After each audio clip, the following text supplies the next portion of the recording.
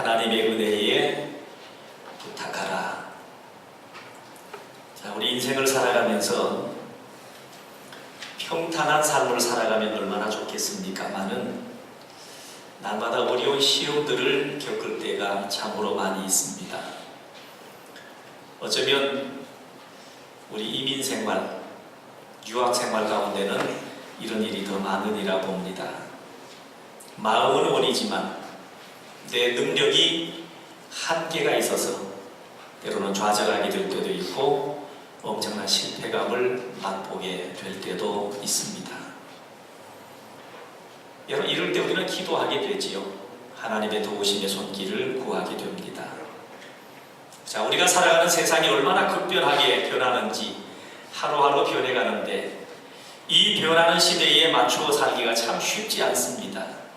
치열한 경쟁 사회이고 또 세상이 얼마나 악해져 있는지, 자, 이런 시대에 적응해가면서 사는 것 자체가 힘의 버거운 일이 될 수가 있을 겁니다. 자, 목사인 저도 많은 한계를 가지고 어떤 때 무기력함을 느낄 때가 있습니다. 이렇게 말씀드리면 아이고 목사님이 그러면 우리하고 뻔할 것 같은데 그렇게 생각할지 모르겠습니다. 목회를 하다 보면 한계 상황에 부딪힐 때가 참 많습니다. 자, 이러다 보니 어떤 때는 성도님들께 해드릴 게 없어가지고 마음에 참 안타까울 때가 있습니다. 종종 목사님 이런 어려움이 있는데 기도해 주십시오 라고 기도를 부탁하면 기도를 하죠. 그런데 제가 도저히 해결할 수 없는 일들을 가지고 기도를 요청할 때에 참 한계 상황에 부딪힙니다. 이걸 어떻게 하나? 목사님, 제가 병원에 가서 진단을 해봤는데 암이랍니다. 막 눈물을 흘리면서 기도를 요청하는데 마음의 억장이 무너지지요. 어떻게 해줄 수 있는 것? 그 순간에 아무것도 해드릴 것이 없는, 여러분 이 목사의 마음을 여러분 이해하십니까? 내가 그 암을 고쳐드릴 수도 없고 그렇다고 대신 아파줄 수도 없고 제가 해드릴 수 있는 것은 기도밖에 없고 그 기도가 끝난 후에 돌아가는 뒷모습을 바라보는 안타까운 마음을 여러분 아십니까? 때로는 수술하기 전에 찾아가서 수술 전에 기도를 한 번 더 해드릴 수 있습니다. 그러나 거기뿐이에요. 그 후에 수술문이 닫히는 것을 이렇게 쓸쓸히 바라볼 때에 야, 이게 내가 가진 한계로구나. 더군다나 이제 세상을 떠나가는 임종을 앞두고 있는 교우를 만날 때가 있습니다. 그때는 더 무능함을 느낄 때가 있습니다. 다시 소생시켜드릴 힘이 없습니다. 제가 할 수 있는 일이라고는 두 손을 잡고서 찬송을 불러드리니 그리고 귓가에다가 성경 말씀을 읽어드리고 주님의 마음을 의지하고 주님을 기억하면서 천국 가시라고 권면하는 길밖에 없습니다. 대신 죽어드릴 수도 없고 함께 요단강을 건너가 드릴 수도 없는 한계 상황, 그분의 마지막 그 호흡에 힘입어 옆에서 지켜볼 수밖에 없는 것, 여러분 이것밖에 할 수 없을 때에 어떤 때는 기도하면서 제 자신을 막 이렇게 채찍질해보지요. 안 목사 힘내라, 더 열심히 설교해라, 더 열심히 교우들에게 은혜를 끼쳐라. 제 나름대로 열심히 하노라고 해봅니다. 그러나 한계 상황에 부딪힐 때는 힘이 빠지지요. 여러분 설교를 하면서도 변해야 될 분이 변하지 않고 여전히 그대로 변하지 않은 모습으로 있을 때 참 힘듭니다. 설교를 10년, 20년 쭉 설교를 해도요, 이 설교를 들으면서도 미지근하고 여전히 이기적이고 여전히 남을 무시하고 여전히 교만하고 여전히 하나님 앞에 인색하고 여전히 중심에 들어오지 못하고 밖으로만 맴도는 사람이 있습니다. 야, 이거 뭐 수십 년 설교를 해봐야 이거 무슨 소용이 있나? 이제는 좀 성숙해질 것 같은데 그렇게 되지 않을 때 설교의 한계를 느끼게 되죠. 이런 무능한 설교를 계속해야 되는 걸까? 회의를 느끼다가 어느 날 한 번은 대형교회를 목회하시는 선배 목사님을 만날 수 있는 기회가 됐습니다. 목사님, 저는 이런 고민을 가지고 있습니다. 설교를 했는데 내 설교의 능력이 없는지 도무지 성도들이 변하지 않습니다. 이걸 어떻게 이깁니까? 그래서 질문을 좀 던졌더니 대형교회를 하시는 목사님, 선배 목사님도 똑같은 얘기를 합니다. 이렇게 나도 그렇게 설교가 있는데 우리 교회 성도들은 다 변하는지 알아? 내 설교를 10년, 20년, 30년 설교를 듣고도 10년 전, 20년 전 그 모습 그대로 일세. 조금 위로는 됩니다. 그래서 우리가 좌절하고 실망하게 될 때, 내가 아무것도 할 수 없게 될 때에 우리에게 정말 필요한 것이 무엇일까? 이 한 주간은 제가 곰곰이 생각을 해봤습니다. 정말 내게 필요한 것이 무엇일까? 그것은 하나님의 은혜뿐이더라는 거예요. 여러분, 오늘 이 순간까지 살아온 것을 한번 돌아보십시오. 내가 살아오는 어느 시점에는 정말 힘들고 어려운 일들을 만나가지고 이게 사느냐 죽느냐 몸부림치는 그런 순간이 있었는데 너무너무 힘들었습니다. 근데 시간을 조금 지나놓고 보니까요, 그때 그 힘든 순간에도 하나님의 은혜로 지나올 수 있었습니다. 내가 지금 이 자리에 서 있는 것도 이게 하나님의 은혜입니다 라고 고백할 수 있는 겁니다. 오직 하나님의 은혜. 그래서 자신에게 정말 절망이 깊을수록 은혜가 절실해지지요. 한계를 뼈저리게 느끼면 느낄수록 하나님의 은혜가 필요한 겁니다. 그래서 오늘 우리에게 필요한 것은 하나님의 은혜밖에 없다라는 결론입니다. 우리 한번 하나님의 은혜라고 하는 찬양을 한번, 오늘 이 순간은 말씀 시간이지만 찬양을 한번 감상해 보았으면 좋겠습니다. 우리 박종호 씨가 부릅니다. 하나님의 은혜. 작년에 우리 권호성 목사님과 우리 이빅 집사님 두 사람이 헌금 시간에 특송을 했던 곡인데 어떻게 은혜가 됐는지 한 번 들었는데도 머리에 막 새겨질 정도로 하나님의 은혜. 여러분 찬양을 한번 들어보시면서 하나님의 은혜를 마음속에 되새겨 보시기를 바랍니다.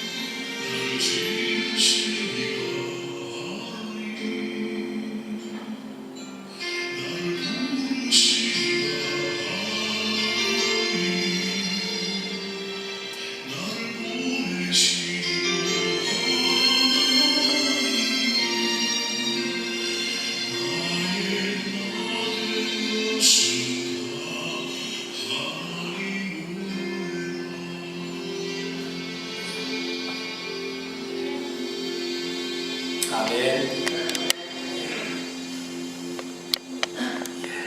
하나님의 은혜입니다. 자, 오늘 본문 말씀은 안디옥 교회가 최초로 바나바와 바울을 선교사로 파송하는 내용입니다. 2절 말씀을 다시 한번 보실 수 있길 바랍니다. 주를 섬겨 금식할 때에 성령이 이르시되 내가 불러시키는 이를 위하여 바나바와 사울을 따로 세우라 하시니, 이렇게 말씀하고 있습니다. 여러분, 바나바와 바울이 어떤 사람들입니까? 이 두 사람은 초대교회의 가장 탁월한 지도자들입니다. 자, 이 두 사람에 대해서 뭐 더 이상 말씀을 드리지 않아도 어떤 사람인지 잘 알 수가 있습니다. 정말 안디옥 교회는 당시 가장 뛰어난 두 사람을 선교사로 파송을 하게 됩니다. 정말 이 두 사람의 능력을 놓고 볼 때 탁월한 선교적 효과를 기대할 만한 그런 인물들입니다. 그러나 이 안디옥 교회 성도들은 그렇지 않습니다. 두 사람의 앞길을 염려하면서 하나님 앞에 뜨겁게 기도하면서 파송을 합니다. 3절 말씀 보십시오. 이에 금식하며 기도하고 두 사람에게 안수하여 보내니라. 금식하며 기도하고. 자, 두 사람이 탁월한 지도자예요. 복음을 전하는데 남다른 재능이 있고 능력이 있는 그런 사람임에도 불구하고 이 두 사람을 파송할 때에 금식하고 기도하면서 파송을 하게 됩니다. 자, 이때 안디옥 교회 성도들이 도대체 무슨 기도의 내용을 가지고 기도했을까요? 사도행전 14장 26절에 보니까 저들은 무슨 기도했는지 그 내용이 나타납니다. 거기에 배 타고 안디옥에 이르니 이곳은 두 사도가 이룬 그 일을 위하여 전에 하나님의 은혜에 부탁하던 곳이라. 자, 안디옥 교회 성도들은 바나바와 바울이 탁월한 인물임에도 불구하고 그들을 위해서 하나님의 은혜를 부탁하는 지금 기도를 드리고 있습니다.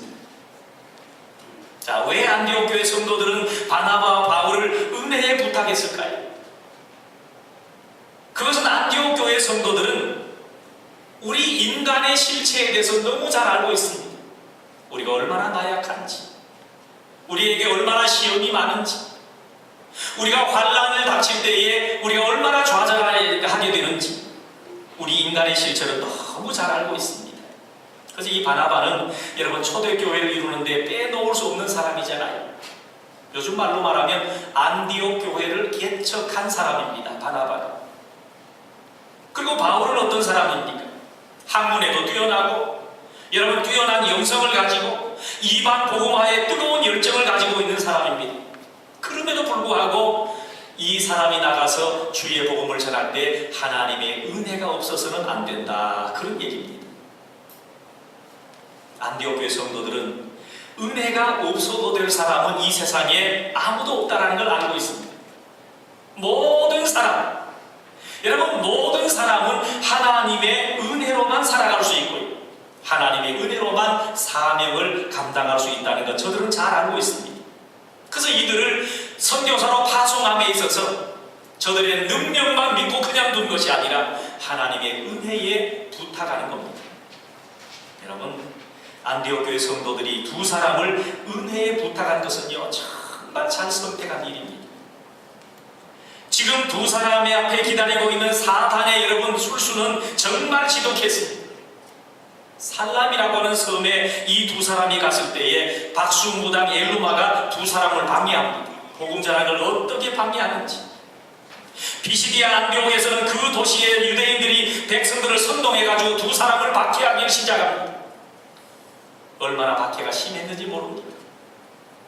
이고니온이라는 곳에는 돌로 치려고 막 사람들이 달려듭니다. 루스드라와 더베에서는 급기야 이 바울을 돌로 쳐가지고 거의 죽었습니다. 죽었다고 생각하고 그 시체를 성 밖으로 갖다 버리기도 했다라는 거예요. 이 바나바와 바울 앞에 기다리고 있는 것은 정말 견디기 힘든 핍박과 환난뿐이었습니다. 이 모든 역경을 다 이기고 성공적으로 복음을 이렇게 전할 수 있었던 모든 것들은 하나님의 은혜뿐이었다라는 거예요. 여러분, 내 앞에 어떤 어려운 문제가 부딪힐 때요, 이제는 끝이다, 절망이다, 그게 아닙니다. 이런 때에 내가 하나님의 은혜를 붙들어야 되는구나. 여러분, 오늘 우리 삶에도 무기력함을 알면 알수록 하나님의 은혜에 우리를 부탁해야 됩니다. 우리를 맡겨야 된다는 거예요. 그래서 오늘 저도 모든 것을 하나님의 은혜에 부탁하고자 합니다. 우리 명성교회 앞날을 하나님의 은혜에 맡기려고 합니다. 그리고 우리 성도님의 인생과 성도님들의 가정과 여러분의 일터와 여러분의 모든 삶이 하나님의 은혜에 맡겨져야 됩니다. 내가 이만큼 공부했으니까 내 앞에 길이 열릴 거라고요? 하나님의 은혜가 있어야 된다는 거예요. 내가 이만큼 수고하고 이만큼 땀을 흘렸으니까 내 앞길에 탄탄대로가 열릴 거라고요? 하나님의 은혜가 없이는 아무것도 할 수 없습니다. 이 순간에도 병으로 인해서 고통을 당하는 성도님, 가정적으로 힘든 어려움을 가지고 있는 가정들, 사업에도 어려운 분들, 공부하는 학생들, 저는 이 모든 분들에게 하나님의 은혜에 부탁하고자 합니다.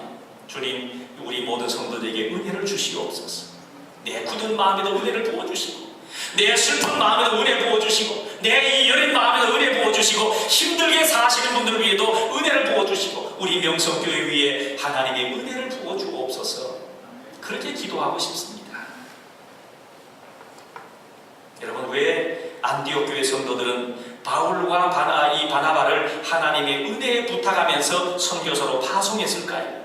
그것은 하나님의 은혜의 능력을 알기 때문입니다. 하나님의 은혜의 능력. 여러분, 하나님의 은혜가 임하면 도저히 감당 못하던 사람도 할 수 있는 능력을 힘입잖아요. 여러분, 오순절 마가다락방에 성령의 역사가 임했습니다. 그 성령의 역사가 임하기 전에 제자들의 모습을 한번 보십시오. 아무것도 못합니다. 예수님 십자가에 달리셔서 죽으셨다 하니까 뿔뿔이 다 흩어지고요, 전부 죽어버렸습니다. 복음 전하는 건 이건 할 수 없는 일입니다. 그런데 성령이 저들에게 임하게 되니까요, 저들이 뛰쳐나가서 예수 그리스도의 부활과 복음을 외칩니다. 그러니까 모든 사람이 회개하고 하나님 앞에 돌아오는데요, 구름대처럼 밀려옵니다. 베드로를 보십시오. 설교할 때마다 3,000명씩 5,000명씩 회개하고 주님 앞으로 돌아옵니다. 이렇게 해서 예루살렘 교회가 생겨났잖아요. 그런데 이 교회의 부흥과 함께 핍박이 같이 오는 거예요. 교회가 부흥하는 만큼 핍박도 그만큼 오는 겁니다. 여러분, 교회는 그 당시 기득권을 가지고 있던 유대인들의 입장에서 보면 예루살렘 교회가 생겨나는 것이요, 이건 마치 이단처럼 보는 겁니다. 그래서 심각한 박해와 피바람이 예루살렘 교회에 불어치기 시작합니다. 그러니까 사람들이 이제 예루살렘을 떠나서 각각 뿔뿔이 흩어지지요. 전 세계로 흩어집니다. 아시죠? 흩어진 유대인, 이걸 디아스포라라고 합니다. 자, 이 디아스포라들이 예루살렘을 떠나서 사방으로 흩어졌는데, 그 흩어진 유대인 성도들 가운데 일부가 안디옥까지 온 사람들이 있었습니다. 저들을 중심으로 개척된 교회가 바로 안디옥 교회거든요. 정말 이 안디옥 교회 성도들은 복음에 뜨거운 열정을 가지고 있었습니다.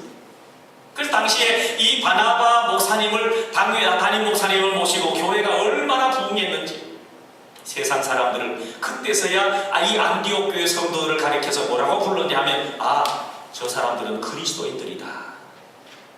얼마나 믿음이 진실하고 얼마나 그 믿음이 뜨거웠으면 그 안디옥 교회 성도들을 보고서 저들은 진짜 그리스도인들이다, 그렇게 부르기를 시작했다는 거예요. 그래서 이제 기독교의 중심이 예루살렘 교회에서 어디로 옮겨졌냐? 안디옥 교회로 옮겨졌습니다. 그래서 드디어 이 안디옥 교회가 세계 최초로 선교사를 이제 바나바와 바울을 파송하기에 이르렀습니다. 자, 이렇게 되어져가는 일들 속에서 안디옥 교회 성도들은 하나님의 은혜를 알게 됐습니다.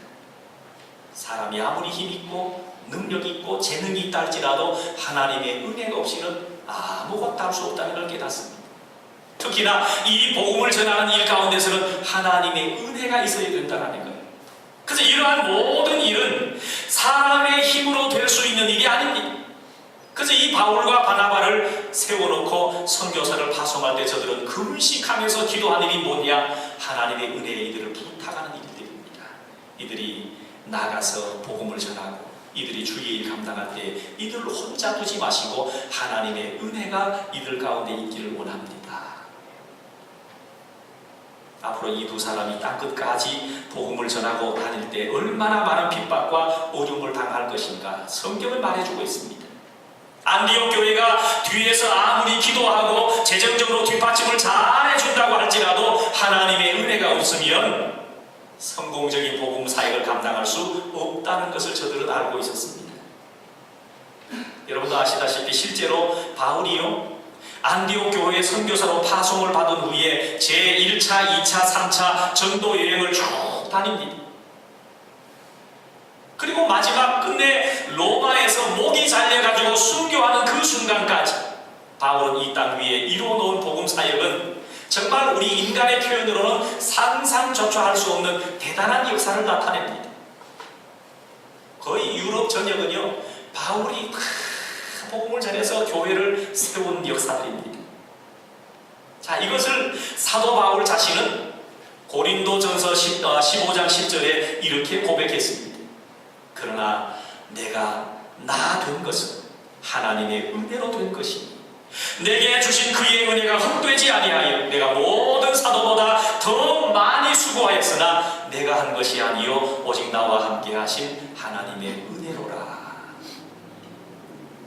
여러분 지금까지 살아온 우리의 삶을 한번 돌아보실 수 있길 바랍니다. 수학적으로 계산이 안 되는 삶을 지금까지 우리가 살아온 거예요. 어떻게 살아왔을까? 여러분 돌아보면 하나님의 은혜였다라는 거예요. 저도 이제 이민 온 지 8년 차가 들어가는데 와서요 여러 가지 시험과 어려움도 많이 있었지만 이곳에 와서 자녀들 공부를 다 하고 이제 직장인들이 다 됐습니다. 공부하느라고 학비를 든 걸 보니까요 이걸 내가 어떻게 감당했지? 어떤데 집에서 그런 계산을 해봐요. 학비가 얼마를 들고 생활하는데 얼마가 드는데 이 그 모든 걸 어떻게 감당했지? 수학적으로 계산이 안 나옵니다. 그래서 마침내 마음속으로 얻은 답이 뭔가 하면 다 하나님의 은혜였습니다. 여기까지 온 것이 다 하나님의 은혜였습니다. 그래서 하나님의 은혜가 없이는 우리는 잠시도 살아갈 수 없다는 것을 깨닫게 됩니다. 바로 이 하나님의 은혜에 우리 자신의 삶을 늘 부탁하면서 오늘도 하나님의 은혜가 내게 임하기를 원합니다. 하나님 내게 하나님의 은혜를 부어주옵소서. 날마다 이 하나님의 은혜에 부탁하는 삶을 살아가야 될 것입니다. 바울과 바나바 능력 있는 종이지만 하나님의 은혜가 없이는 감당할 수 없었습니다. 다 지나놓고 바울이 이 모든 것이 다 하나님의 은혜였습니다 고백할 수 있었던 것처럼 오늘 하루를 살아도 금년 한 해를 살아도 여러분 평생을 살아도 나의 모든 삶은 하나님의 은혜였습니다 고백할 수 있는 우리의 삶이 될 수 있도록 하나님의 귀한 은혜가 오늘 여러분 삶 가운데 늘 충만하시기를 주님의 이름으로 축원합니다.